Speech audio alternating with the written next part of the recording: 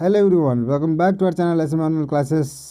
आज की वीडियो में हम लोग देखने वाले हैं, डिस्कस करने वाले हैं 2024 में प्रथम पाली में मैथ का जो भी क्वेश्चन वगैरह पूछा गया था उसका कंप्लीट ऑब्जेक्टिव प्लस सब्जेक्टिव दोनों का सॉल्यूशन हम लोग करेंगे आज की वीडियो में। ठीक है, तो आप लोग चैनल पर नए हैं तो प्लीज़ सब्सक्राइब कर लीजिए, अपने दोस्तों में शेयर कर दीजिए। मुझे टाइम नहीं मिल पा रहा था इसलिए मैं वीडियो नहीं बना पा रहा था, लेकिन फाइनली मैंने आप लोगों के लिए टाइम निकाल लिया है। तो आज चलिए पूरा कंप्लीट सॉल्यूशन देखेंगे। 2024 में प्रथम पाली में जो भी मैथमेटिक्स का एग्ज़ाम हुआ है उसका कंप्लीट सॉल्यूशन करेंगे। ओके, तो चलिए स्टार्ट करते हैं वीडियो। और चैनल पर नए हैं तो प्लीज़ सब्सक्राइब कर लीजिए। ओके, तो अपना काम कर लीजिए, हम अपना काम करते हैं। चलिए स्टार्ट करते हैं। पहला क्वेश्चन कह रहा है कि प्रथम 10 विषम संख्याओं का माध्य निकालिए। देखिए, मैं ट्राई करूँगा कि आपको डायरेक्टली आंसर बता दूँ। जो क्वेश्चन मुझे लगेगा कि डिफ़िकल्ट है उसको मैं कराने का कोशिश करूँगा। ओके, बट जो क्वेश्चन इजी है वो आप लोग भी कर ले। मैं ऑथेंटिसिटी के लिए, सत्यता के लिए आपको सिर्फ आंसर बता दूंगा, ठीक है। लेकिन जो क्वेश्चन इजी है वो आप खुद से बना लेंगे, बट जो क्वेश्चन लगेगा कि आपसे नहीं हो पाएगा तो वो क्वेश्चन मैं खुद से करके बता दूंगा, ठीक है। तो चलिए, पहला क्वेश्चन है प्रथम 10 विषम संख्याओं का माध्य निकाले। तो माध्य का एक फार्मूला होता है। इस टाइप का क्वेश्चन जब भी आता है तो एक फार्मूला होता है, संख्याओं का योग और बटा संख्याओं, जितना संख्या है उसे डिवाइड कर देते हैं, ठीक है। तो जितने प्रथम 10 विषम संख्याओं का माध्य क्या होगा, तो 1 + 3,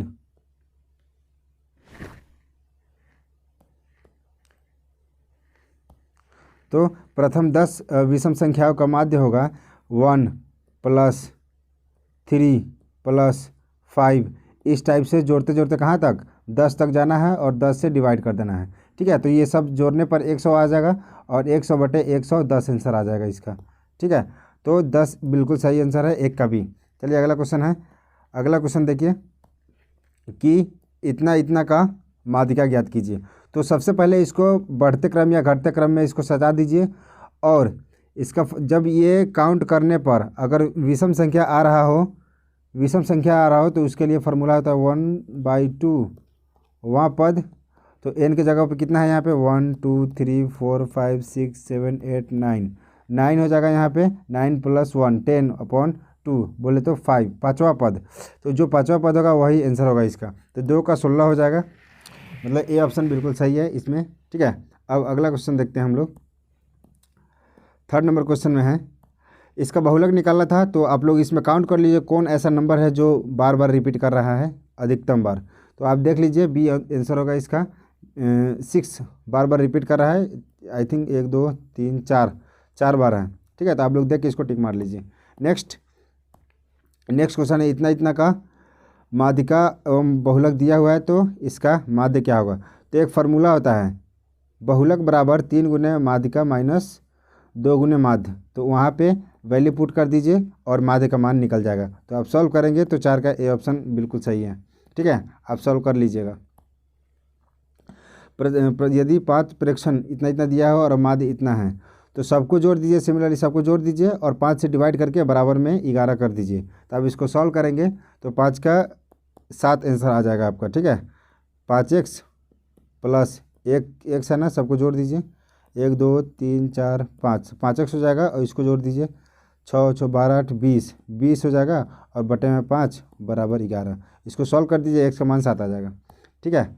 अब अगला देखिए, असंभव घटना की प्रायिकता कितना होता है, 0। असंभव घटना की प्रायिकता 0 होता है, याद रखिएगा।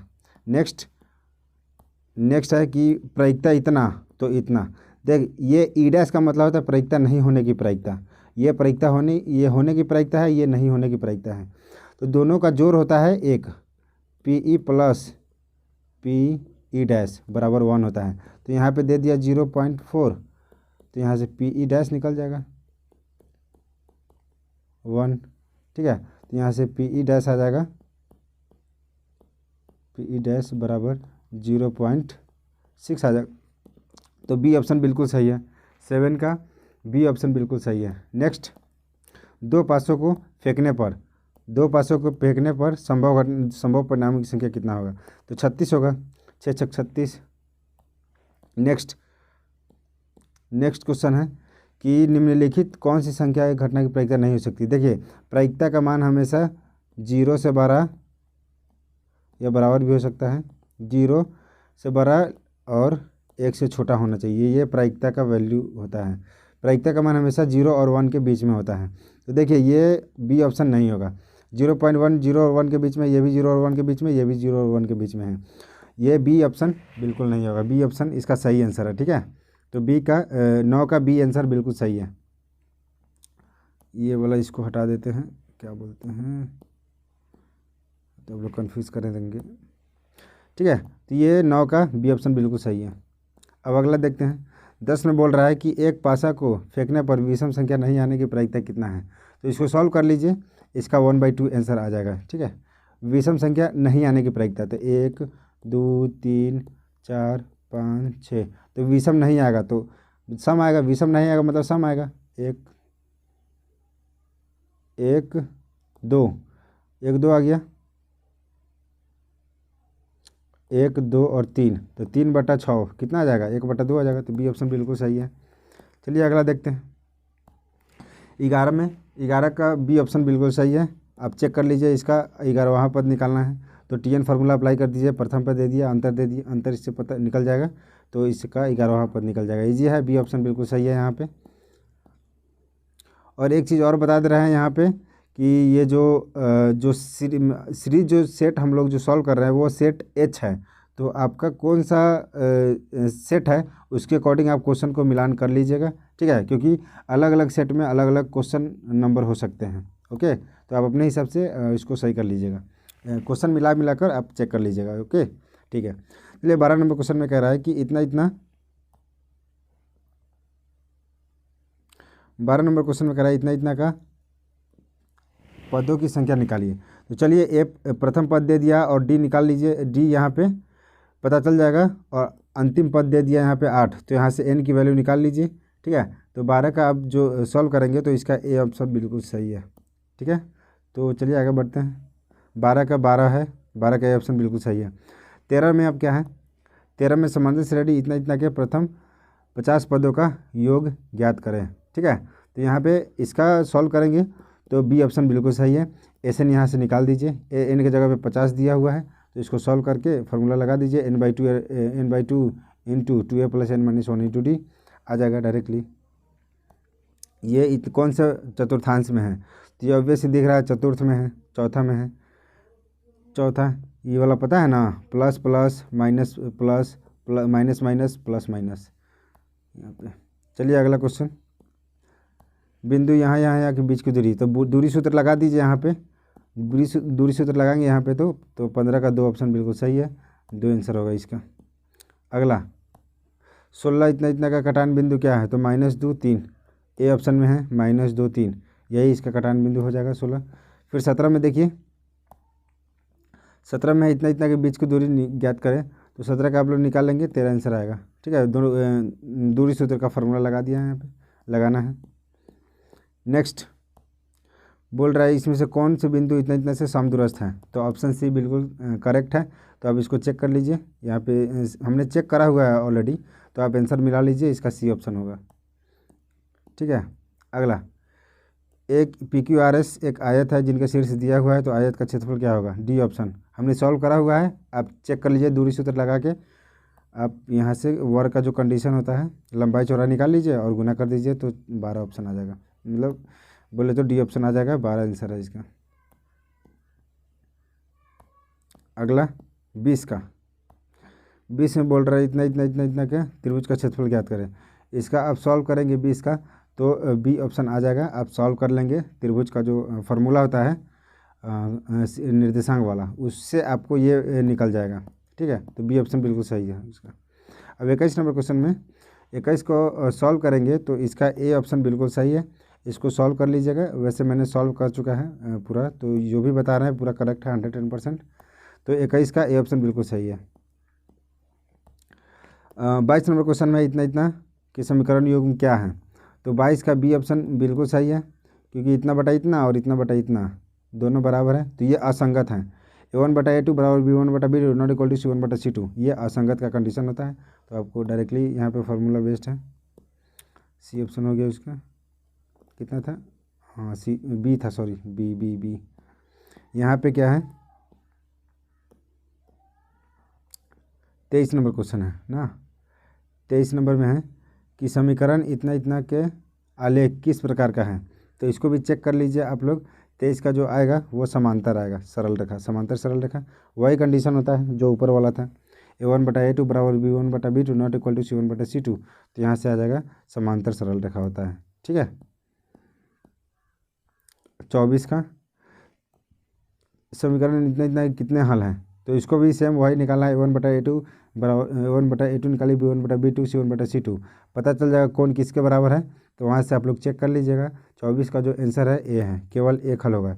बोले तो A1/A2 not equal to B1/B2, यही कंडीशन होता है, कोई हल के नहीं। तो इसको सॉल्व करेंगे, इतना आ जाएगा, ये नहीं बराबर होगा। तो ये ऑप्शन बिल्कुल सही है 24 का। अब अगला देखते हैं के किस मान के लिए समीकरण निकाय का अनंत हल है।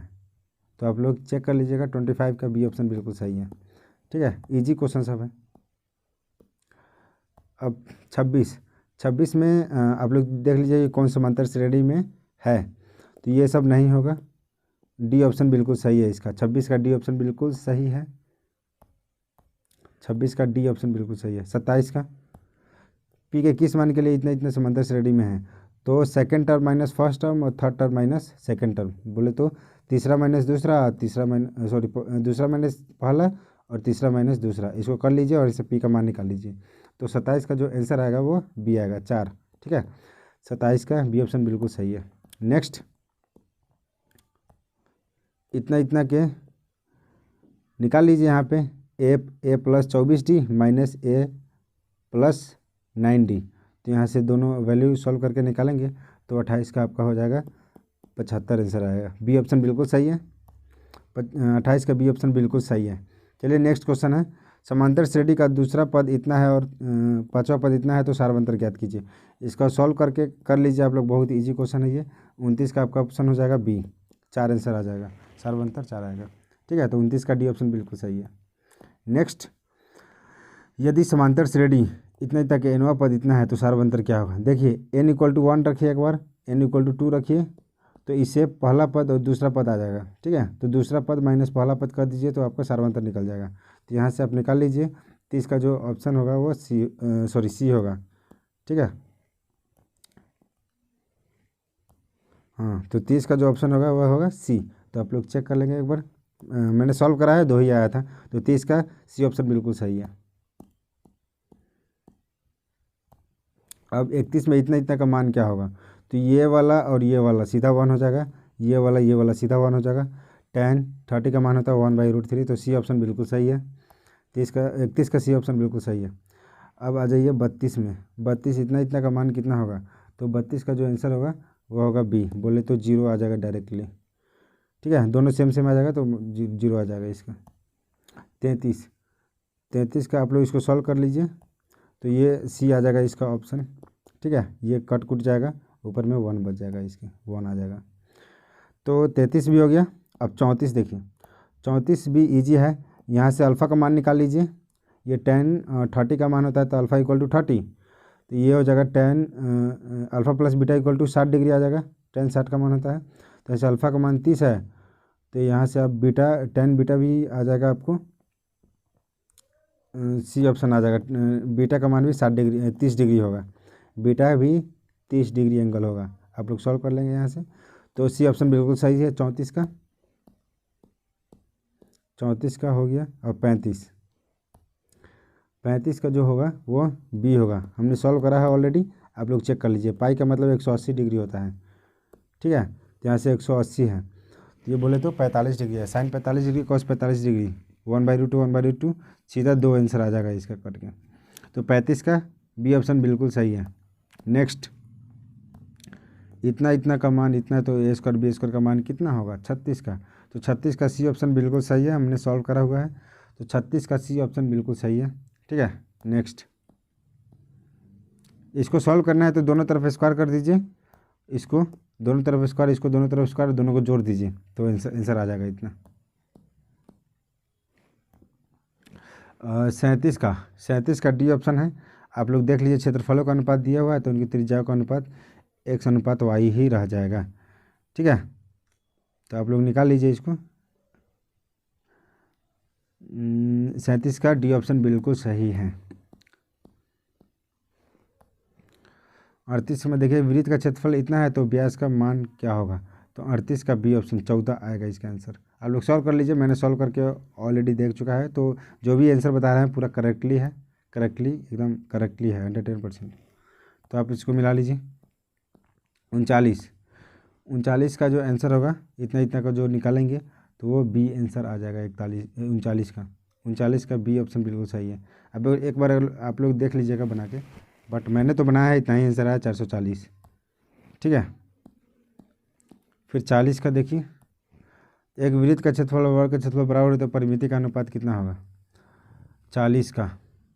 तो 40 का सॉल्व करेंगे तो आपको डी ऑप्शन आ जाएगा।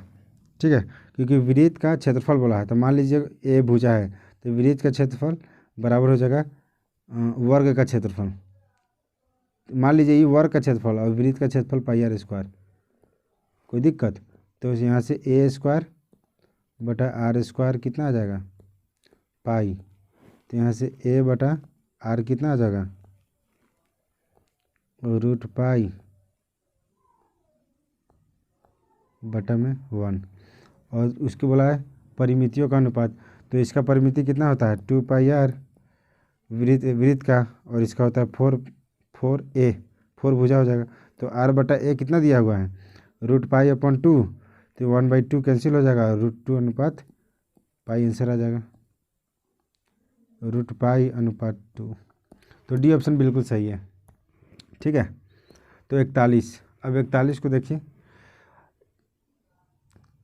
पी एक्स इतना दिया हुआ है तो क्यू एक्स का घात इतना का डिवाइड करने पर घात कितना होगा, तो एक अधिकतम पावर यहाँ 2 है, यहाँ अधिकतम पावर 4 है, तो कितना बच गया 2, तो 2 हो जाएगा इसका।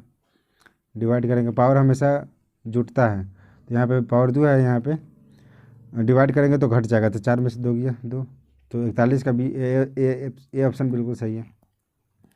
अब देखिए निम्नलिखित में से कौन द्विघात समीकरण नहीं है, तो 42 का आप लोग देख लीजिए डी नहीं होगा, सॉरी डी होगा, ये सब नहीं है, ये नहीं है, ये नहीं है, ये नहीं है, बटा में हो गया, रूट में हो गया, बटा में हो गया। ठीक है, तो ये डी ऑप्शन बिल्कुल सही है 42 का। अगला 43 इतना इतना का के का मान क्या होगा 43 का बी ऑप्शन होगा, जल्दी जल्दी हम चेक करा दे रहे हैं। ठीक है ना, अब इसको निकाल लेंगे। फिर 44 का जो होगा वो सी होगा, एक बार चेक कर लेंगे आप लोग, वैसे मैंने कर चुका है वो सब।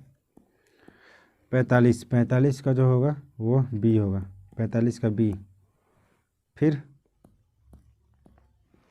46 का आप लोग देख लीजिए एक बार, सी हो जाएगा, इसका निगेटिव आ जाएगा डी का मान, विवेचक का मान, 46 का डी। अब 47 का कितना हो जाएगा, तो 47 का आपका सी ऑप्शन बिल्कुल सही है। ठीक है, आप लोग बढ़िया से देख लीजिए और मिलाते रहिए। अरे 48 में इतना इतना का मान, तो अल्फा स्क्वायर और बीटा स्क्वायर का मान क्या होगा, देखिए 48 निकालेंगे तो आपका सी ऑप्शन आ जाएगा, बोले तो 26। अगला 49 में थोड़ा सा अच्छा क्वेश्चन दिया हुआ है 49 का, क्योंकि यहाँ पे देखिए बी का मान दिया हुआ है -q और ए का मान है p और सी का मान है r, तो देखिए बी की जगह पे खाली क्या आ जाएगा माइनस माइनस प्लस q हो जाएगा। ठीक है, तो q plus minus √q² -4pr बटा 2p हो जाएगा ऑप्शन।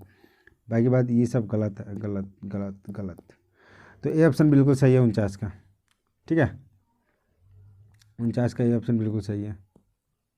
50 में क्या होगा, तो 50 का बी ऑप्शन बिल्कुल सही है। देखिए एक्स यहाँ पे x = -1, तो x = -1 यहाँ पर रखिए और p का मान निकाल लीजिए, फिर x = -1 यहाँ पे रखिए और q का मान निकाल दीजिए, दोनों को जोड़ेंगे तो -1 आ जाएगा। 51 इतना इतना क्या है, एक परिमेय संख्या है। 64 का स्क्वायर रूट कितना हो जाएगा 8, 81 का 9, 16 का 4, 9 3, तो ये 20/9 आ जाएगा, तो परिमेय संख्या है 20/9। अब देखिए दो अपरिमेय संख्या इतना और इतना गुणनफल क्या होगा, देखिए दो परिमेय संख्या का गुणनफल ज़रूरी नहीं कि हमेशा अपरिमेय संख्या ही है या हमेशा परिमेय संख्या ही है। तो इसको आप लोग गुना करेंगे तो आपका एक अपरिमेय संख्या आ जाएगा। ठीक है, तो बी ऑप्शन बिल्कुल सही है 52 का। अगला, इसका मान सरलता रूप में कितना होगा? तो 3/9 और 4/9, 7/9। बी ऑप्शन बिल्कुल सही है। 54,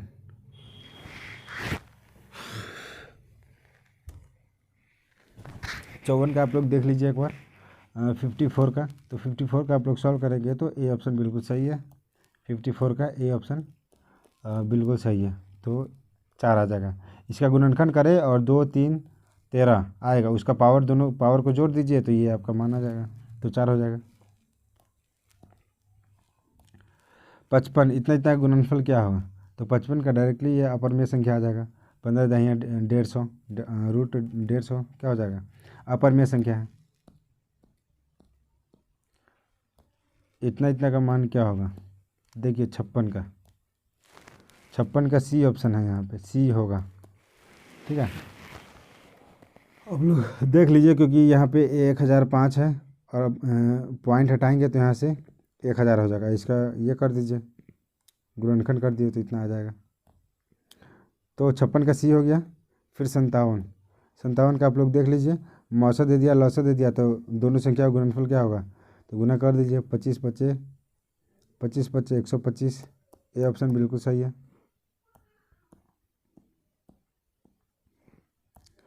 यहाँ पे बी क्यू प्लस आर का वैल्यू दे दिया है सबको, बी क्यू में गुना कर दीजिए और आर को जोड़ दीजिए तो ए का वैल्यू निकल जाएगा। तो आई थिंक 58 का ए ऑप्शन बिल्कुल सही है।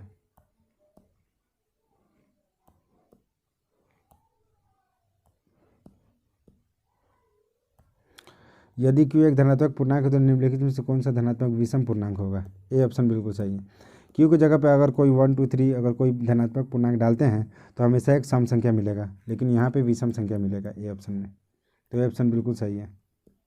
दो लगातार विषम संख्याओं का मौसा क्या होगा? 1 ऑलवेज।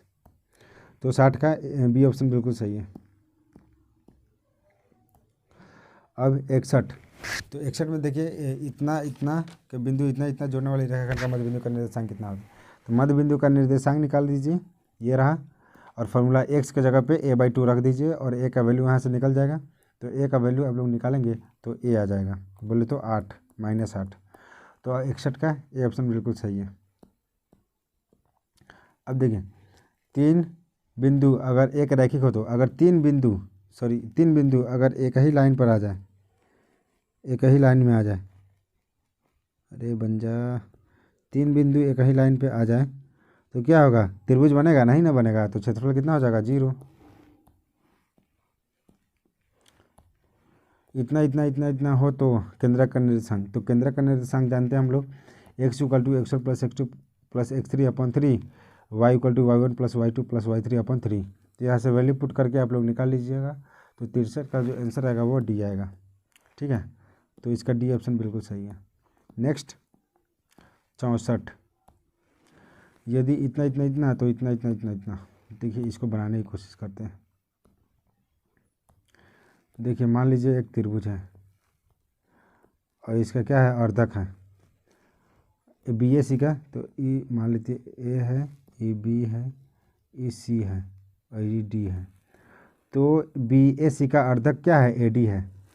तो एक फार्मूला होता है यहीं पे पाइथागोरस का रिजल्ट में, सॉरी ए डी का है लिख रही हैं यहाँ पे, बी डी बटे डी सी बराबर ए बी बटे ए सी होता है, ये फार्मूला होता है, याद रखिएगा। जब ट्रायंगल में अगर बी ए सी को अगर ए डी अगर अर्धक करता है, आधा आधा करता है, तो ये फार्मूला होता है इसमें का। तो यहाँ से वैल्यू आप पुट करके सॉल्व करेंगे तो आपका जो आंसर आएगा 64 का, वो आ जाएगा आपको बी। ठीक है, तो 64 का बी ऑप्शन बिल्कुल सही है। आप लोग तो सॉल्व कर लेंगे, 64 का बी ऑप्शन बिल्कुल सही है।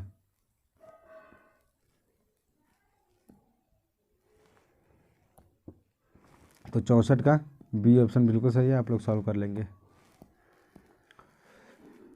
अब 65 ये पाइथागोरस थेल्स प्रमेय पर आधारित है, तो बहुत ईजी है, निकल जाएगा।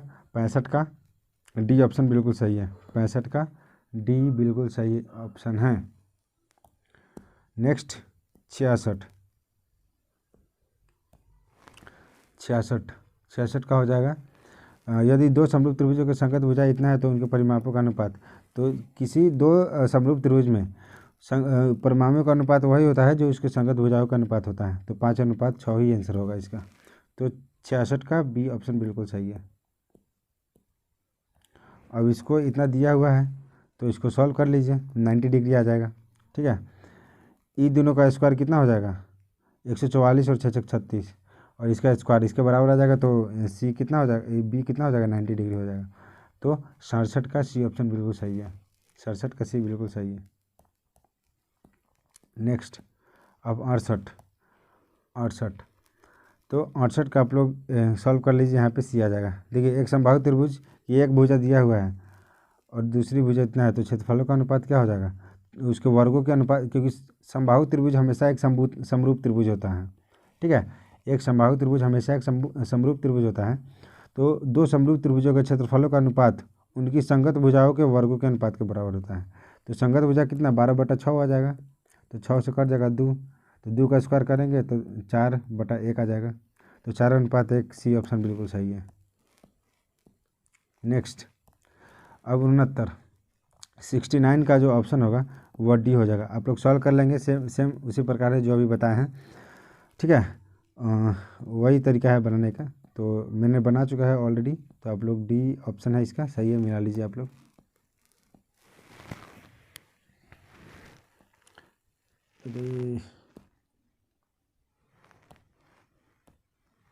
डी बिल्कुल सही है। नेक्स्ट 70 द्विघात एक समबाहु त्रिभुज इतना तक है, भुजा इतना है तो ऊंचाई क्या होगा। तो आप लोग फॉर्मूला जानते हैं, √3/2 इंटू ए होता है, तो वहाँ से आप निकालेंगे तो जो आपको 70 का जो आंसर आएगा वो आ जाएगा आपका बी। तो आप लोग इसको बना लीजिए, √3/2 इंटू ए होता है, तो वहाँ से वैल्यू पुट कर दीजिए भुजा का और निकल जाएगा ये 6√3। अब 71 में देखते हैं।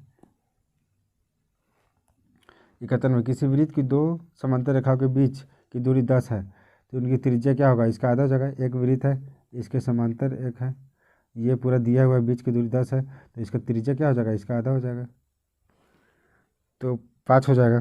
तो 71 का सी ऑप्शन बिल्कुल सही है। 71 का सी बिल्कुल सही है। नेक्स्ट दो वृत्त यदि बाह्य रूप से परस्पर स्पर्श करते हैं तो उभयनिष्ठ क्या होगा। दो वृत्त है बाह्य रूप से स्पर्श करेगा तो कितने स्पर्श रेखा बनेगा, 1 2 और 3 बनेगा। सी ऑप्शन बिल्कुल सही है। तो 72 का सी बिल्कुल सही है। 73 में देखते हैं। अब 73 को आप लोग सॉल्व करेंगे तो इसका आंसर बी आ जाएगा। क्या सॉल्व नहीं करना है कुछ, वृत्त के बाह्य बिंदु से खींची गए स्पर्श रेखा की लंबाइयाँ बराबर होती हैं, तो एक अगर 6 है तो दूसरा भी 6 हो जाएगा, तो बी ऑप्शन बिल्कुल सही है।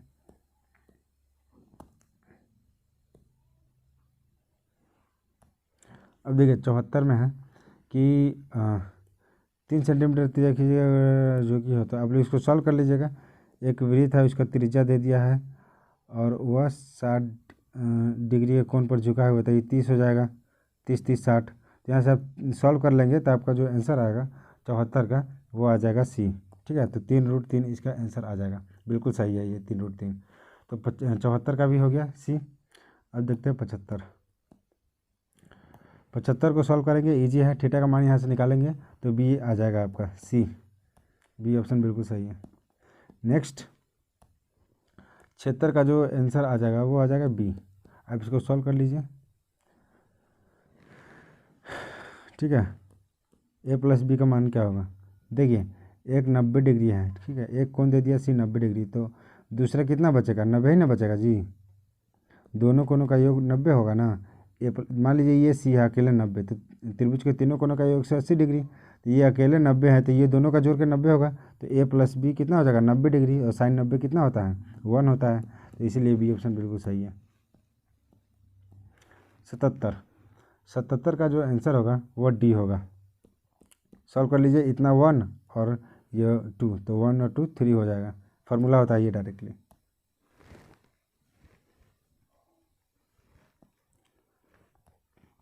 इतना इतना का मान कितना होगा 1। देखिए यहाँ से x का मान निकाल लीजिए, तो x का मान सेक थीटा आ जाएगा और y इक्वल टू 10, तो sec square theta minus 10 square theta equal to 1। D option बिल्कुल सही है। ये टेन थीटा इक्वल टू इतना है और साइन थीटा का मान कितना हो जाएगा, तो देखिए 79 का डी ऑप्शन बिल्कुल सही है। आप लोग चेक कर लीजिएगा एक बार, डी ऑप्शन बिल्कुल सही है। 80 का आप लोग देख लीजिए, बी ऑप्शन आएगा, बी बिल्कुल सही है। इजी जो क्वेश्चन है ये सब। कौन सा द्विघात समीकरण नहीं, द्विघात बहुपद नहीं है, तो मुझे तो ये लग रहा है डी नहीं है, बटा में x आ गया, तो 81 का डी बिल्कुल सही है। इतना इतना का घात कितना होगा, इतना का घात कितना होगा, तो अधिकतम पावर जोड़ दीजिए, यहाँ पावर 6 है, यहाँ पावर 5 है, तो 6 5 11 हो जाएगा, अधिकतम 6 11 हो जाएगा, तो 82 का सी। अब 83, इतना का शून्य क्या होगा, तो इतना इक्वल टू 0 कर दीजिए, तो ये प्लस माइनस अंडर रूट 11 आ जाएगा, तो प्लस माइनस सी आ जाएगा आंसर इसका। नेक्स्ट बहुपद इतना इतना, तो ए और बी का मान, एक बार एक्स के जगह पे -2 रखिए, फिर एक बार एक्स के जगह पे -3, तो 2 समीकरण बन जाएगा, और वहाँ से सॉल्व करेंगे तो 84 का जो आंसर है वो डी आ जाएगा। ठीक है, ए इक्वल टू 4 और बी इक्वल टू 6 आ जाएगा, बी इक्वल टू। चलो इतना इतना इतना इतना शून्य गुणनफल 8 हो, तो अल्फा इंटू बी दे दिया 8, तो माइनस अल्फा इंटू बीटा सी बटा ए होता है, तो सी यहाँ पे ए है और बटा में 1 होता है, ए इक्वल टू 8 आंसर आ जाएगा सी, तो 85 का सी ऑप्शन बिल्कुल सही है। नेक्स्ट 86, इतना इतना द्विघात बहुपद के शून्य का है, तो फार्मूला होता है, ये अल्फा दे दिया, ये बीटा दे दिया, alpha plus beta, alpha into beta निकाल लीजिए और फार्मूला पर डाल लीजिए, तो 86 का जो आंसर आएगा वो ए आ जाएगा। इतना इतना, तो इतना का मान कितना होगा, तो अल्फा इंटू बीटा सी बटा ए होता है, सी -4 है, -4 से 4 कट जाएगा, आई थिंक इसका जो आंसर आ जाएगा वो माइनस ए आ जाएगा। ए माइनस से बिल्कुल सही है, 110% सही है। अब 88, इतना इतना शून्य का -3 है, तो इसका गुणनखंड क्या होगा, तो x + 3, x इक्वल टू -3 है, इधर आ जाएगा तो प्लस में आ जाएगा, तो x + 3 हो जाएगा। नेक्स्ट 89, इतना इतना तो भाग दिया जाए तो भागफल का घात कितना होगा, यहाँ पावर 2 है, यहाँ 4 है, तो घटा दो, 4 में से 2 गया 2, बी ऑप्शन बिल्कुल सही है 89 का। 90 का, अब देखिए 90 का इतना, अरे 90 का, अब इसको सॉल्व कर लीजिए 90 का। अब इसको सॉल्व करेंगे, पहले इसको गुना कर लीजिए ये दोनों में, अब इसको सॉल्व करेंगे तो 90 का जो आंसर आ जाएगा वो -4 आ जाएगा सी।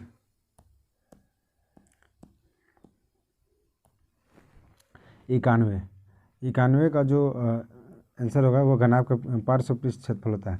देखिए यहाँ पे चतुराई के साथ घनाभ का जो पार्श्व क्षेत्रफल होता है, पार्श्व पृष्ठीय क्षेत्रफल, वो मैंने फार्मूला बगल में लिख दिया है, इससे आप लोग निकाल लीजिए। ठीक है, जो फार्मूला होता है पार्श्व पृष्ठ क्षेत्रफल घनाभ का, वो लंबाई गुने ऊंचाई प्लस ऊंचाई गुने लंबाई, चौड़ाई गुने ऊंचाई होता है। इस फार्मूला पे आप लोग डाल के और आंसर निकाल लीजिए, मैंने बगल में यहाँ पे लिख दिया हुआ है। तो 91 का जो आंसर होगा वह बी आ जाएगा। आप लोग सॉल्व कर लीजिए, यहाँ पे लंबाई चौड़ाई ऊंचाई दे दिया है, यहाँ पे वैल्यू पुट कर दीजिए, आंसर 210 मीटर स्क्वायर आ जाएगा। 92 को इसको सॉल्व करिए, तो ये 92 को सॉल्व करेंगे तो बी ऑप्शन आ जाएगा। बोला 8 भुजा वाले घन में से 4 भुजा वाले घन कितने बना सकते हैं। 8 का क्यूब कितना था, 8 8 64, तो 216 हो जाएगा, बटन में 4 चौका 16, 4 चौका 16, 16 चौका 64, तो ये 8 आ जाएगा। आप सॉल्व कर लीजिए इसको, 8 का क्यूब बटा 3 का 4 का क्यूब कर दीजिए, वही आ जाएगा आंसर।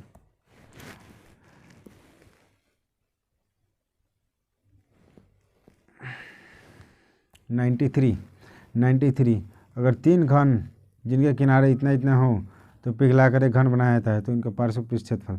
देखिए घन का जो पार्श्व पृष्ठ क्षेत्रफल होता है वह 4 गुने भुजा स्क्वायर होता है।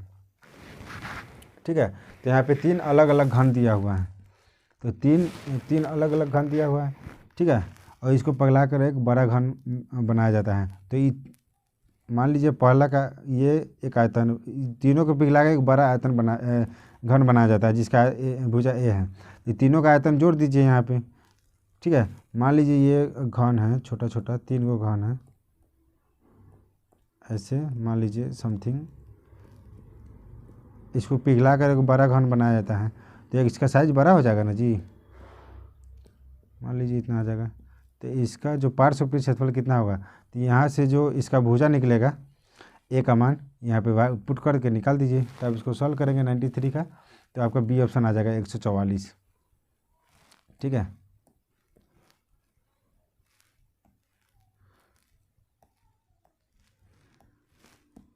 इसको सॉल्व कर लीजिएगा तो 93 का बी ऑप्शन आ जाएगा, मैंने सॉल्व करा हुआ है इसको। अब देखिए 94, दो बेलनों का त्रिज्याओं का अनुपात इतना है, ऊंचाइयों का अनुपात में, आयतनों का अनुपात क्या होगा, तो अब निकाल लीजिए इसको। 94 का इजी है, बी ऑप्शन आ जाएगा। 95 का ऑप्शन हो जाएगा आपका सी। इतना इतना का है तो आधार की त्रिज्या निकाल लीजिए, इजी है, फार्मूला डायरेक्टली डाल देना है यहाँ पे। तो 95 का जो आंसर आएगा आपका सी आ जाएगा। फिर 96 का, 96 है, एक धातु के पाइप बाह्य त्रिज्या इतना है, आंतरिक त्रिज्या इतना है, तो इसकी लंबाई इतना है, तो आयतन क्या होगा। कोई भी पाइप होगा तो इस प्रकार होगा ना,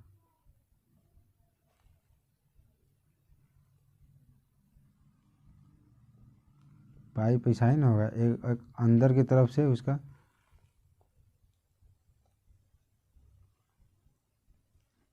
इस टाइप से होगा। तो एक बाहरी त्रिज्या दिया हुआ है, एक आंतरिक त्रिज्या दिया हुआ है। तो यहाँ से सॉल्व कर लीजिए आपका, लंबाई दे दिया इसका 10 है, लंबाई और ऊंचाई बराबर है, तो यही आयतन निकाल लीजिए यहाँ से। तो आपका 96 का जो आंसर आएगा वह बी आ जाएगा, 220।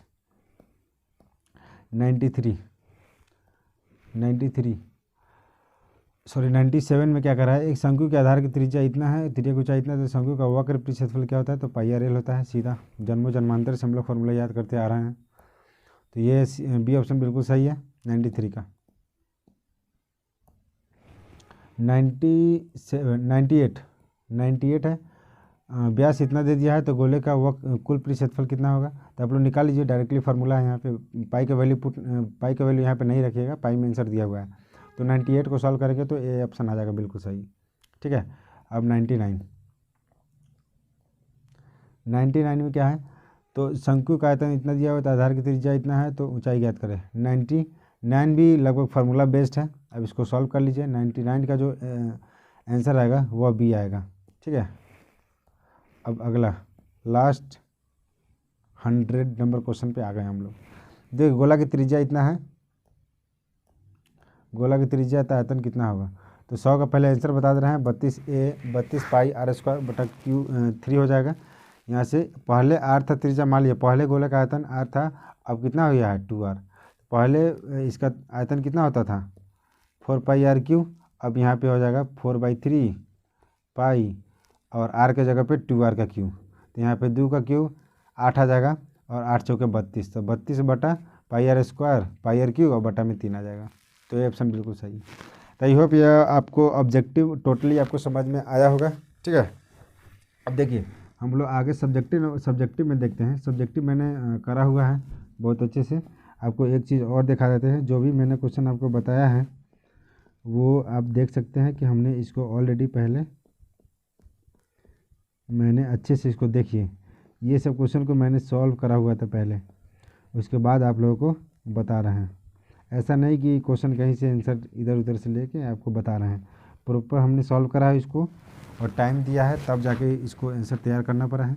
टाइम नहीं मिल पा रहा था इसलिए मैं वीडियो नहीं बना पा रहा था, ठीक है। तो ये आप 100% श्योर रहिए, जो भी आंसर वगैरह है बिल्कुल सही है। तो देखिए अब इसका जो आंसर है वो हम करवा दे रहे हैं। क्या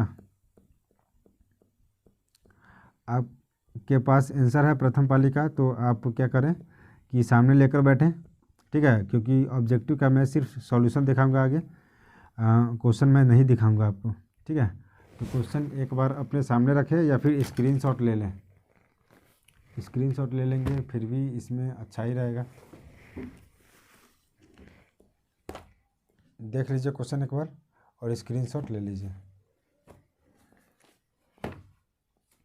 आपके पास क्वेश्चन है तो बहुत अच्छा बात है, हम इसको सॉल्यूशन कराते हैं। आप देख लीजिए एक बार, मैं धीरे धीरे कर दे रहा हूँ ये आपको स्क्रॉल।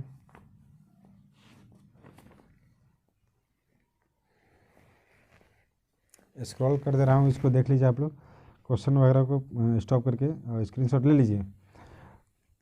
अभी मैं एक एक का वीडियो अभी मतलब एक एक का सॉल्यूशन अभी बताऊंगा आपका सब्जेक्टिव का। ये 5 नंबर क्वेश्चन है सब।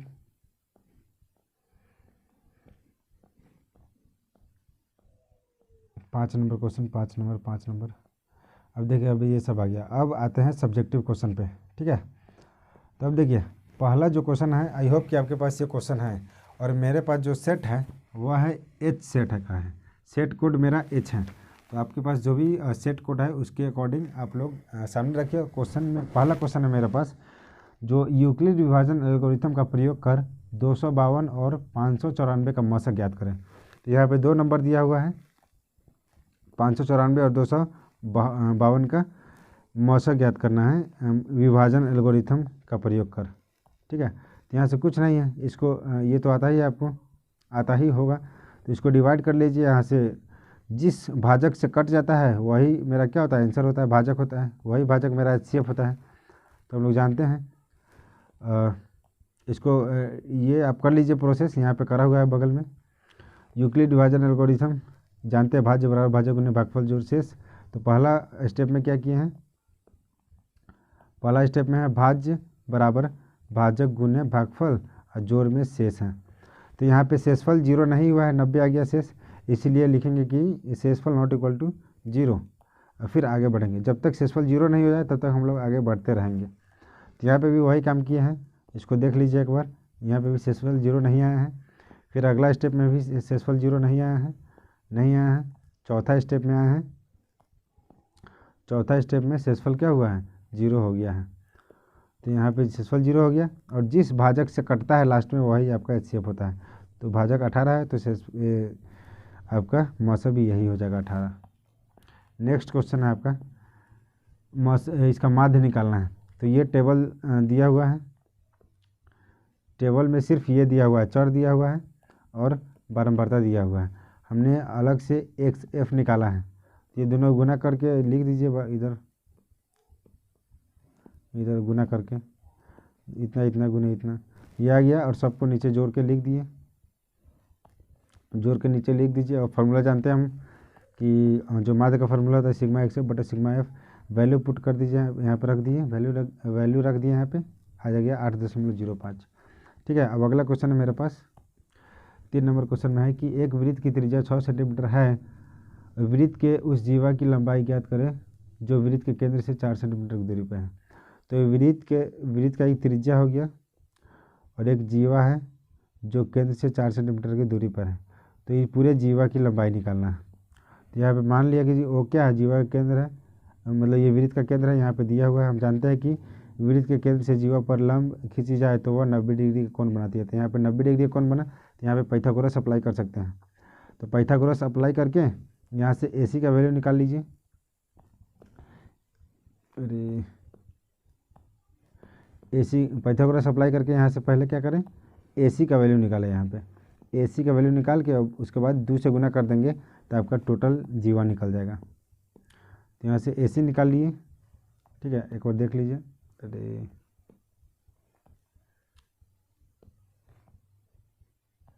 थ्रूली एक बार देख लीजिए।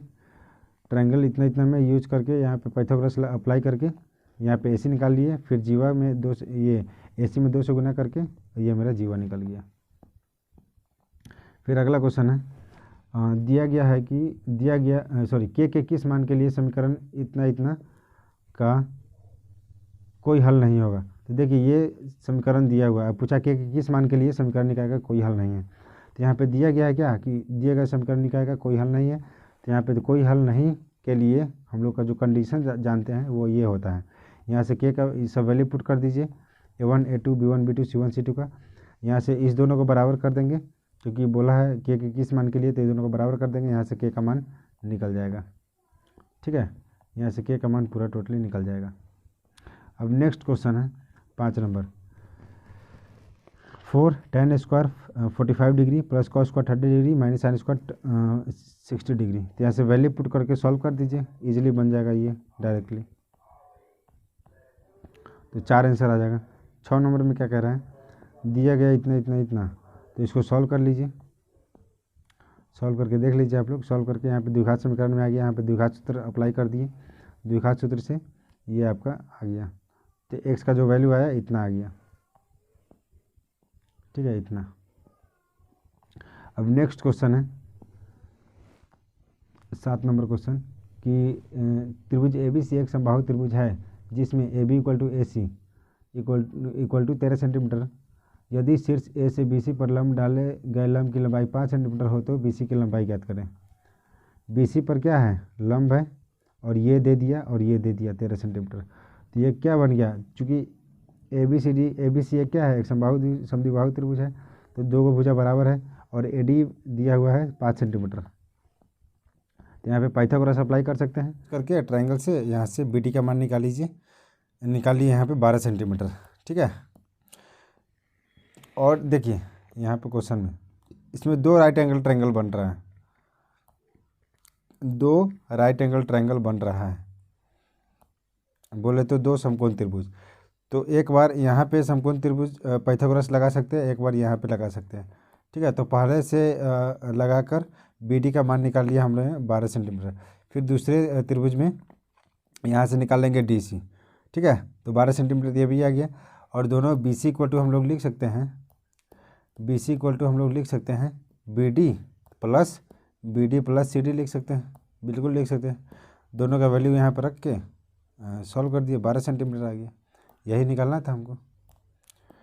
8 नंबर क्वेश्चन में कह रहा है कि एक्स का मान निकालें जिसके लिए बिंदु ए इतना इतना के बीच की दूरी 10 है। तो देखिए 2 बिंदु P और Q है और दोनों के बीच की दूरी 10 है, ठीक है। तो दूरी सूत्र लगा दीजिए, यहाँ से दूरी सूत्र लगा दिए, और यहाँ पे पी क्यू की वैल्यू दिया हुआ है, 2 बिंदु के बीच की दूरी 10 है। दोनों तरफ इसको वर्क कर दीजिए, दोनों तरफ स्क्वायर कर दीजिए इसका, और यहाँ से आपका एक्स का मान आ जाएगा। सॉल्व कर दीजिए, इसको सॉल्व कर देंगे तो यहाँ से एक्स का मान निकल जाएगा, ठीक है। तो यहाँ से एक्स का मान निकल जाएगा, 17 आ जाएगा, एक आ जाएगा। तो एक्स का मान दोनों आ गया, एक 17 आ गया, एक आ गया। तो एक्स का 2 वैल्यू आ गया। अब देखिए अगला क्वेश्चन 9 नंबर क्वेश्चन में कह रहा है कि बिंदु 3, -10 और 6, -8 को जोड़ने वाले रेखाखंड बिंदु -1, 6 किस अनुपात में विभाजित करती है। मतलब P और एक बिंदु और Q एक बिंदु है, और बीच का बिंदु दे दिया R, मान लीजिए R है, ठीक है।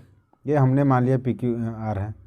तो ये दोनों दिया हुआ है, तो हम लोगों को क्या करना है, इसका अनुपात निकालना है कि किस अनुपात में इस दोनों को किस अनुपात में इसको बांटा है। तो जो दिया गया है, जो मान लिए हम लोग PQ R एक पॉइंट मान लिए हैं, ठीक है।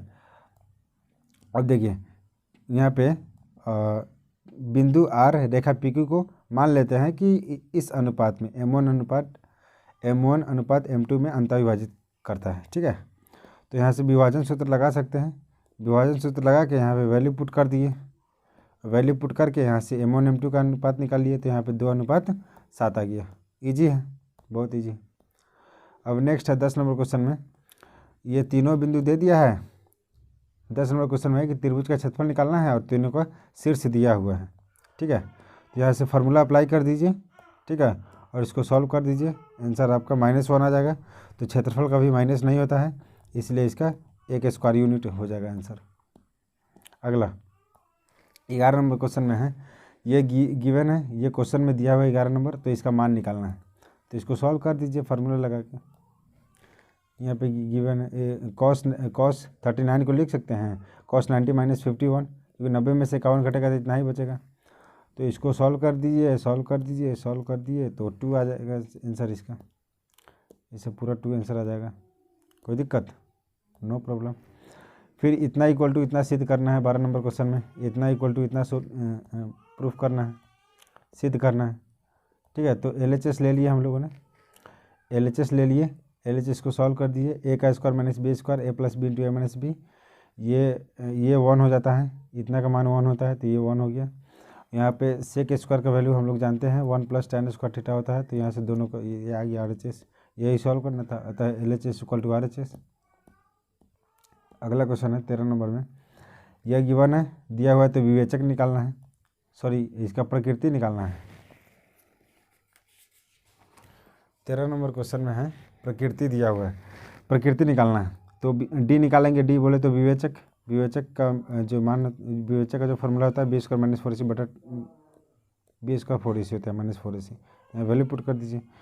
तो 0 से बड़ा है तो वास्तविक और असमान हो जाएगा, वास्तविक और असमान। 14 नंबर क्वेश्चन में कह रहा है, 14 नंबर के किस मान के लिए मूल बराबर है। सेम क्वेश्चन यहाँ पे दे दिया है, यहाँ पे दे दिया है ABC का मान यहाँ पे दिया हुआ है। चूँकि यहाँ पे क्या है, बोला मूल वास्तविक और बराबर है, मतलब D = 0 है। यहाँ पे वैल्यू पुट कर दीजिए सबका और यहाँ से K का मान निकाल लीजिए। तो K का मान कितना आ जाएगा, 3 आ जाएगा, 1 0। फिर 15 नंबर क्वेश्चन में कह रहा है AP का तीसरा पद और नौवां पद 4 और -8 है, तो AP का कौन सा पद शून्य है। तो AP का तीसरा पद इतना हो गया, इसे एक समीकरण आ गया। AP का नौवां पद -8 है तो इतना से एक समीकरण है कि दोनों समीकरण को सॉल्व करेंगे, A और D का मान निकालेंगे। A और D का मान निकाल लिया, A और D का मान निकाल लिया। यहाँ से बोल रहा कौन सा पद शून्य है, तो TN = 0 कर दीजिए। यहाँ से N का मान निकाल लिए 5। A और D तो निकाल ही चुके हैं, तो N का मान 5 आ गया, पाँचवा पद शून्य है। अब 16 नंबर क्वेश्चन में है कि इतना एक परिमेय संख्या नहीं है ना, अपरिमेय संख्या प्रूफ करना है। तो मान लेते हैं कि इतना एक परिमेय संख्या है और मान लेते हैं x = √2 + 2 का होल स्क्वायर। इसको सॉल्व कर लिए, इतना आ गया। अब चूँकि हम जानते हैं कि परिमेय संख्या का वर्ग क्या है, एक परिमेय संख्या होता है। तो अगर x मेरा परिमेय संख्या माने हैं तो इसका स्क्वायर भी परिमेय संख्या आना चाहिए, लेकिन नहीं। यहाँ पे सॉल्व करने के बाद, स्क्वायर करने के बाद यहाँ पे अपरिमेय संख्या आ गया। ठीक है, हमने तो मान के चला था कि परिमेय संख्या है, परिमेय संख्या का स्क्वायर परिमेय संख्या होता है, लेकिन नहीं, परिमेय संख्या का स्क्वायर किए तो अपरिमेय आ गया। तो हमारी मान्यता गलत हो जाएगी, हमारी मान्यता गलत हो गया, मतलब क्या हो गया, इतना एक अपरिमेय संख्या है। डन। फिर 17 नंबर क्वेश्चन में ये दिया हुआ है, तो इसको क्या करना है, शून्यक और गुणांकों के बीच क्या करना है, संबंध का सत्यापन करना है। तो यहाँ पे ये दिया है, यहाँ से x का मान निकाल लीजिए सबसे पहले। तो ये आ गया, इसको मान लेते प्रथम शून्य कितना है और दूसरा शून्य कितना है। ठीक है, दोनों को जोड़ दीजिए तो 0/1 आ गया। 0 क्या है, x² - 3 है बराबर 0। तो यहाँ पे x जो बीच वाला टर्म है वह 0 है, तो 0 x का गुणांक होता है और 1 क्या है यहाँ पे, x² का गुणांक हो गया। अपॉन में अल्फा × बीटा निकालने के बाद ये -3 अचर पद है, -3 यहाँ पे अचर पद है और 3 क्या है, 1 क्या है यहाँ पे, x² का गुणांक है, तो लिख दिया यहाँ पे। फिर अगला है भाग देना है इसको, इतना में इतना से भाग देना है, इतना में इतना से भाग देना है, तो भाग दे दिए इसको। भाग देने का बहुत ईजी तरीका होता है। ठीक है, ये आप लोग देख लीजिए। x² में कितने से मल्टीप्लाई करें कि x का पावर 4 हो जाएगा, तो x² से, फिर x² से तीनों में बारी बारी से मल्टीप्लाई कर दिए, साइन चेंज कर दिया, यहाँ से कट गया, इसको सॉल्व कर लिए। तरीका देख लीजिए एक बार। आई होप कि आपको ये समझ में आ रहा होगा, नहीं आता है तो फिलहाल इसमें बताना पॉसिबल नहीं है।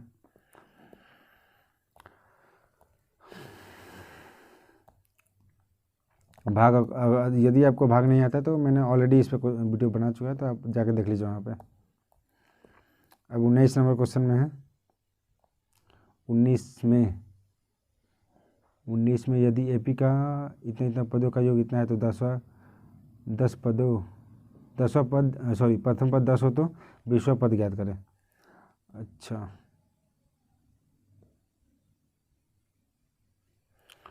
उन्नीस में यदि प्रथम 14 पदों का योग 1050 हो तो AP का प्रथम पद, देखिए यहाँ पे AP का प्रथम पद दिया हुआ है 10 है, सॉरी यहाँ पे 0 लगा गया।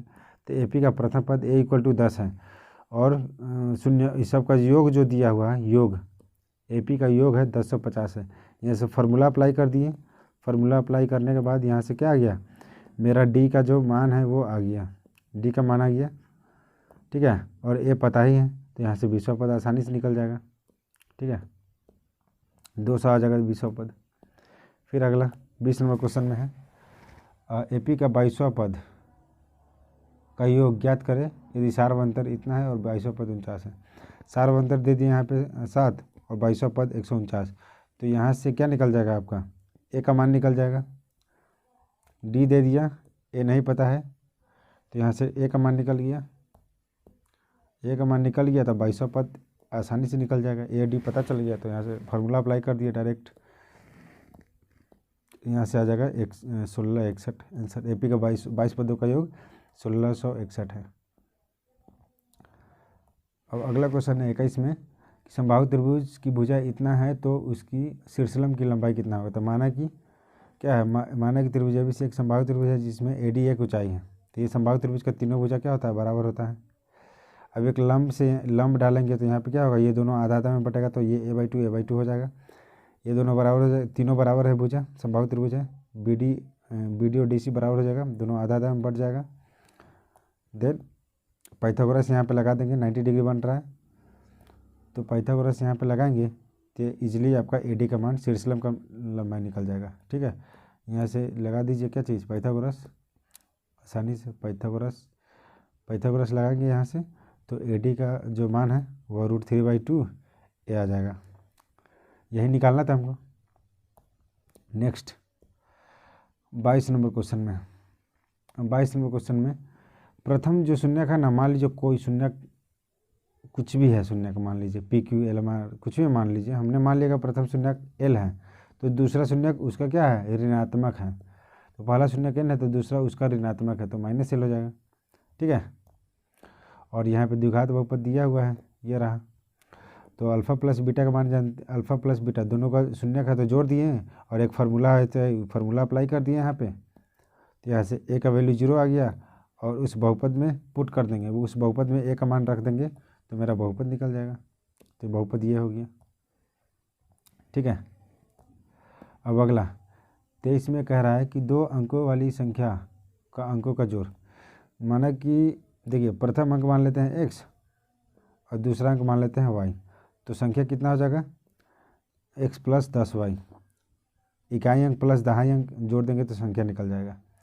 अब प्रश्नानुसार कह रहा है कि दोनों अंकों का योग, मान लीजिए एक क्या है, इकाई अंक है और क्या है, दहाई अंक है, दोनों का योग कितना हो जाएगा, 3 आ जाएगा।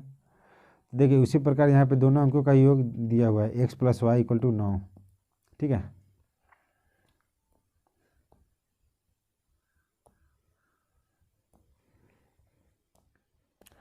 दोनों का योग दिया हुआ है, अंकों का योग x + 9।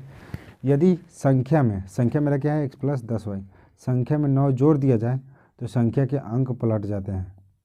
जैसे 1 और 2 संख्या है, यदि इसमें हम मान लीजिए कुछ भी ऐड कर दें, मान लीजिए 3 ऐड कर लिए तो संख्या के अंक बदल जाता है, मतलब 2 और 1 हो जाता है, इस टाइप से। संख्या के अंक बदल जाते हैं तो यहाँ से 10x + y हो जाता है, तो यहाँ से x - y = 1 आ गया। तो दोनों समीकरण को सॉल्व कर देंगे तो यहाँ से आपका जो x का मान हो जाएगा 5 हो जाएगा और y का मान आपका 4 आ जाएगा। तो x y का मान आ गया 4 5। तो यहाँ से संख्या भी निकालना चाहते हैं तो निकल सकता है, x और y की जगह पर संख्या का मान डाल दीजिए। संख्या में यहाँ पे जैसे कि ये है ना, संख्या निकालना है अगर तो यहाँ पे रख दीजिए x, यहाँ पे रख दीजिए x और y का वैल्यू, तो संख्या निकल जाएगा। अब 24 में 2 समीकरण हैं, दोनों को सॉल्व कर लीजिए। हमने विलोपन विधि से सॉल्व किया है तो यहाँ से x भी 0 हो जाएगा और y भी 0 हो जाएगा। ठीक, x 0 y 0 दोनों 0 हो गया। 25 में एक सीढ़ी दिया हुआ है, सीढ़ी की लंबाई दिया हुआ है 15, उसका ऊंचाई निकालना है तो निकाल लीजिए। यहाँ पे देख लीजिए सॉल्यूशन, साइन 60 डिग्री लेना है तो h का मान इतना आ जाएगा। अगला क्वेश्चन 26 में है, एक घड़ी मिनट की सुई द्वारा मिनट का जो लंबाई है वो 15 सेंटीमीटर है, 20 मिनट में कितना क्षेत्र बनाएगा। ये मान लीजिए 20 मिनट में कितना लगा, ये इस टाइप का घड़ी है, तो 20 मिनट में कितना क्षेत्र को कवर करेगा। तो 60 मिनट में जो मिनट का सुई होता है वो 360 डिग्री कोण बना दिया, तो 1 मिनट में कितना बनाएगा 6 डिग्री, ठीक है। तो 20 मिनट में कितना होगा, तो 20 छक 60 120 डिग्री, तो थीटा का मान आ गया 120 डिग्री। तो त्रिज्या खंड का क्षेत्रफल होता है थीटा बटा 360 पाई आर स्क्वायर। यहाँ से वैल्यू पुट कर दिए सारे और आंसर आ गया आपका इतना, ठीक है। तो आप लोग देख लीजिए। नेक्स्ट क्वेश्चन है, दो संख्या को फेंकने पर कितना 9 से बड़ी संख्या आने की प्रायिकता क्या है। 9 से बड़ी संख्या, तो दो संख्या को फेंकेंगे तो पहला पर हो सकता है एक आएगा, दूसरा पहला एक आ सकता है, फिर पहला पर एक, दूसरा पर एक, पहला पर एक, दूसरा पर 3, पहला पर एक, दूसरा पर 4, पहला पर एक, दूसरा पर 5, इस टाइप से आपका 36 गो बनेगा आपका पॉसिबिलिटी, 36 पॉसिबिलिटी बनेगा, ठीक है ना। 36 पॉसिबिलिटी मतलब कि संभावनाएं बनेगा। तो नंबर ऑफ जो संभावना है कितना होगा, संभावना की संख्या 36 हो जाएगा। घटना में क्या बोला है, घटना में बोला है कि जो वैसा संख्या जो दोनों को जोड़ने पर 9 से बड़ी संख्या है, तो 6 क्या हो जाएगा 4 6 5 5 5 6 6 4 6 5 6 6, ये सभी को जोड़ने पर 9 से ज़्यादा आ रहा है, ठीक है। तो इसीलिए प्रायिकता इसका निकालना है। तो इसमें कितने संख्या हो गया 1 2 3 4 5 6 हो गया। तो घटना की कितना संख्या हो गया 6। तो प्रायिकता जानते हैं अनुकूल परिणाम की संख्या बटा संभव परिणाम की संख्या। तो ऐसे अनुकूल हो गया 6 और संभव हो गया 36, तो 1/6 आंसर आ गया। 28 में अगर आपका लंबाई चौड़ाई ऊंचाई दिया हुआ है, तो उसका पार्श्व पृष्ठीय क्षेत्रफल होता है 2 इंटू लंबाई प्लस चौड़ाई गुना ऊंचाई। तो यहाँ से वैल्यू पुट कर दिए, यहाँ से वैल्यू रख दिए, तो यहाँ से आसानी से वैल्यू आ गया यहाँ पे 520 सेंटीमीटर स्क्वायर, ठीक है। अब नेक्स्ट क्वेश्चन है 29 में, बेलन का वक्र पृष्ठ क्षेत्रफल दिया हुआ है, यहाँ से आर एच का वैल्यू निकाल लिए। बेलन का आयतन दिया हुआ है 396, तो यहाँ से क्या किए पाई आर स्क्वायर एच जानते हैं आयतन, यहाँ से आर एच को रहने देते हैं और एच को अलग कर देते हैं। आर एच का वैल्यू हम लोग निकाल चुके हैं यहाँ पे 42, इसको वैल्यू पुट कर दिए, वैल्यू रख दिए, यहाँ से आर का वैल्यू 3 आ गया, फिर आर का मान समीकरण 1 में रख दिया, समीकरण 1 इधर रहा, ये आर एच इक्वल टू इतना, तो यहाँ पे आर का वैल्यू पुट कर देंगे तो क्या आ जाएगा, रख देंगे तो एच का वैल्यू 14 आ जाएगा, ठीक है। तो आर इक्वल टू आ जाएगा त्रिज्या 3 सेंटीमीटर और ऊंचाई 14 सेंटीमीटर। अब 30 नंबर क्वेश्चन में है, इसका त्रिज्या दिया हुआ है, ऊंचाई दिया हुआ है, तो शंकु का आयतन निकालना है, इजी है। तो शंकु का आयतन का फॉर्मूला होता है, सीधे अप्लाई कर दिए, यहाँ से वैल्यू आ गया 75 46। आई होप ये समझ में आ गया होगा आपको। 2 नंबर वाला। 5 नंबर वाला में क्या है, ग्राफ है। तो ग्राफ आपको पता है, ये दोनों समीकरण दिया हुआ है, समीकरण 1 को लेकर चलिए पहले, और यहाँ से मान लेते हैं हम लोग एक्स का मान निकाल लिए पहले, ठीक है। तो बारी बारी से अपने मन से मैंने क्या किया कि वाई इक्वल टू अपने मन से रखा, ठीक है, अपने मन से कुछ भी रख सकते हैं, लेकिन एक ऐसा मान रखी है वाई का कि पूरे कैलकुलेशन करने के बाद एक पूर्णांक संख्या आ जाए। तो हमने वाई इक्वल टू 2 रखा तो एक्स इक्वल टू 3 आ गया, फिर वाई इक्वल टू 5 रखे तो एक्स मेरा 8 आ गया, और इसको बॉक्स में डाल दिए तो ये वाला एक बन गया। फिर सिमिलरली दूसरा जो क्वेश्चन है, दूसरा समीकरण से एक यहाँ पे एक्स का मान निकालिए, और बारी बारी से अपने मन से वाई का मान हमने डाला 3 तो एक्स 0 आ गया, वाई का मान डाला 4 तो एक्स मेरा 1 आ गया। तो दोनों डब्बा को अब ग्राफ में बनाना है। तो ग्राफ आप लोग बनाएंगे ग्राफ के कॉपी पे, तो यहाँ पे कटेगा ये लगभग यहाँ पे, ये मेरा गलती हो गया है थोड़ा सा, इसको ऐसे आना चाहिए था, ऐसे कटना चाहिए था, यहाँ पे एक्स इक्वल टू -2 और वाई इक्वल टू 1 पे यहाँ पे कटना चाहिए था, ऐसे यहाँ पे आपका कटेगा ऐसे। तो आप लोग ग्राफ देख लीजिए एक बार। अगला क्वेश्चन है, एक आयताकार मैदान की लंबाई इतना, चौड़ाई इतना है। तो आयताकार मैदान का क्षेत्रफल हो जाएगा लंबाई गुना चौड़ाई इक्वल टू 260। प्रश्नानुसार कह रहा है कि यदि उसके लंबाई में 5 घटा दिया जाए और चौड़ाई में 2 जोड़ दिया जाए, तो उसका वो है ना, वो एक वर्ग बन जाता है। तो वर्ग का दोनों भुजा क्या होता है, वर्ग का सारे भुजा बराबर होता है। तो ये भी क्या हो जाएगा, बराबर हो जाएगा। तो यहाँ से एक्स का मान निकाल लिए, ठीक है।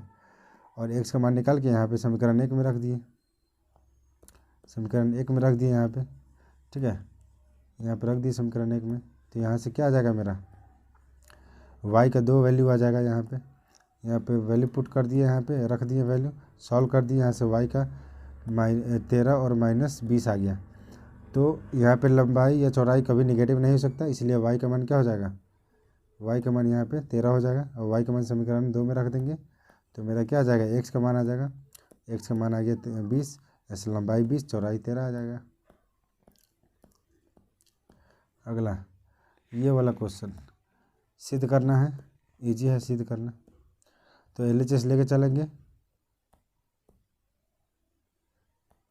अब देखिए इतना का फार्मूला होता है, इसका फार्मूला होता है tan स्क्वायर, इसका फार्मूला होता है cot स्क्वायर, ठीक। और सेक को 1/, कॉस में चेंज कर दिए, और tan को tan ऊपर जाएगा cot, और cot का होता है cos/sin। तो यहाँ पे चेंज कर दिए इसको। फिर सिमिलरली यहाँ पे क्या हो जाएगा, कोसेक का 1/sin हो जाएगा, और cot ऊपर जाएगा tan हो जाएगा, tan का होता है sin/cos स्क्वायर। तो यहाँ से ये हो गया, यहाँ से ये हो गया। और 1/cos के जगह पर हम लोग लिख सकते हैं सेक थीटा, और इसको कोसेक स्क्वायर थीटा, इसको कोसेक थीटा, इसको सेक स्क्वायर थीटा। ऐसे cosec sec theta cosec theta common करेंगे तो ये आपका RHS आ जाएगा, ठीक है। और दोनों बराबर हो गया, देख लीजिए एक बार।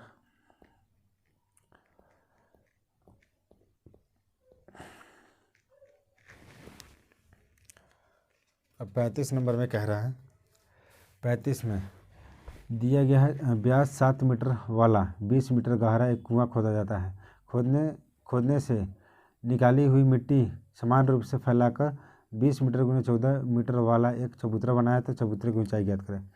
देखिए कुआं का जो माटी निकला है, जो भी माटी निकला है इसका क्या बनेगा, एक चबूतरा बनेगा, इस टाइप से चबूतरा बनेगा। तो जितना मिट्टी निकला है उतना ही मिट्टी का नहीं चबूतरा बनेगा, मतलब दोनों का आयतन बराबर हो जाएगा, ठीक है। तो यहाँ से कुएं का त्रिज्या निकल गया, व्यास दिया हुआ है, त्रिज्या आधा हो व्यास का आधा हो जाएगा, तो 7/2 हो गया। गहराई 20 मीटर है, कुएं का आयतन निकाल लिए यहाँ से। अब अकॉर्डिंग टू क्वेश्चन जितना माटी निकाले हैं कुआं का उतना चबूतरे का आयतन होगा, तो दोनों का आयतन बराबर कर दिए। चबूतरा यहाँ पे दिया हुआ है ना, चबूतरा का क्षेत्रफल दिया हुआ है, तो क्षेत्रफल में लंबाई ऊंचाई से गुना कर देंगे ताकि उसका आयतन निकल जाएगा। तो ये यहाँ से आपका h का मान निकल गया, ठीक है। तो देख लीजिए यहाँ से आपका h का मान निकल गया 250 सेंटीमीटर। तो चबूतरे की ऊंचाई 250 सेंटीमीटर हो जाएगा। अब देखिए 36 नंबर क्वेश्चन में कह रहा है कि एक क्या है, एक मीनार के पाद बिंदु से, एक मीनार है, एक भवन है ना, एक मीनार के पाद बिंदु से भवन का शिखर का उन्नयन कोण 60 डिग्री है, और भवन के पाद बिंदु से मीनार के शिखर का कोण जो बन रहा है वो 60 डिग्री है, ठीक है। और मीनार की ऊंचाई 50 है, तो भवन की ऊंचाई निकालें, ठीक है, यही बोला है।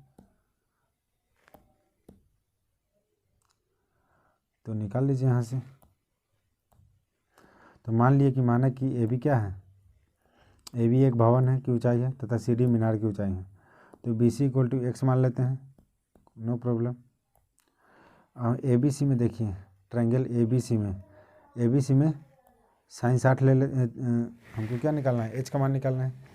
तो एच और पी और बी में रिलेशन होता है, तो यहाँ पे tan लेते हैं, तो tan 30 डिग्री यहाँ से आ जाएगा आपका।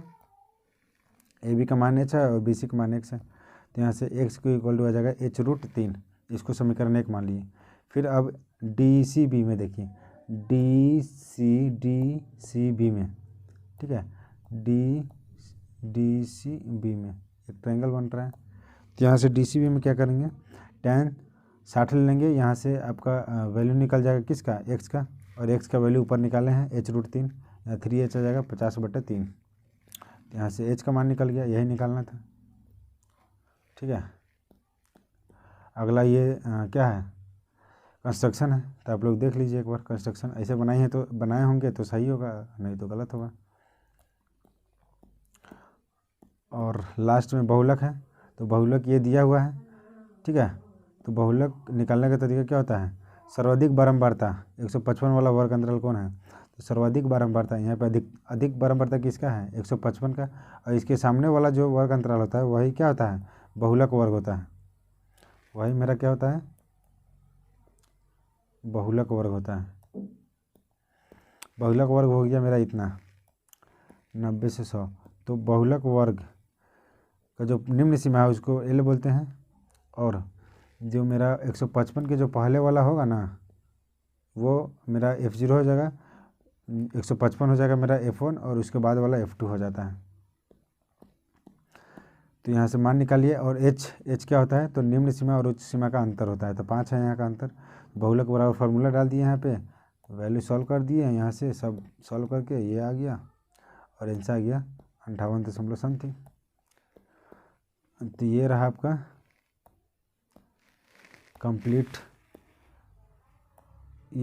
Complete solution. गोविंद कुमार, ये रहा आपका complete solution of 2024 first shift. Video अच्छा लगा तो like share subscribe and share the link to friend circle. Okay, thank you so much for watching this video. We will meet in next class. Thank you.